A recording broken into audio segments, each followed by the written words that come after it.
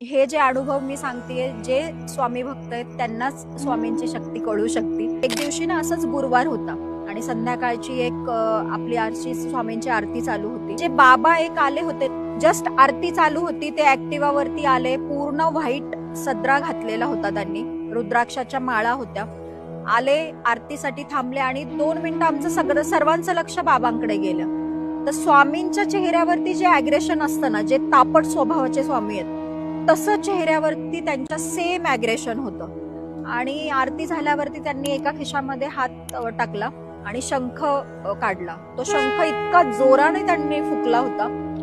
नंतर मग मी थोडंसं असं घाबरतच त्यांच्या थोडेसे पाया पडले, आरतीचं ताट ठेवलं आणि मी उभी राहिल्यावरती त्यांनी परत इकडच्या खिशामध्ये हात घातला आणि 500च्या 3 नोटा काढल्या। त्या 3 नोटा माझ्या हातामध्ये टेकवणार इतक्यात मी म्हटलं स्वामींपाशी ठेवा।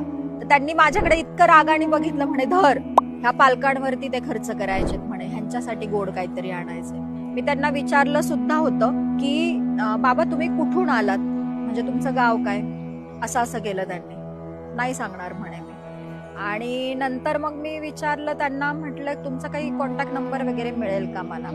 त्यांनी एक मला मोबाईल नंबर दिला होता। आज तगायत स्वामींची शपथ, आज तगायत तो नंबर ना कधी लागला। मी अधून मधून लावत असते, कधीही मला आठवण आली की, आज तगायत तो नंबर कधी लागलाच नाही। हे जे अनुभव मी सांगतेय, जे स्वामी भक्त आहेत त्यांनाच स्वामींची शक्ती कळू शकते।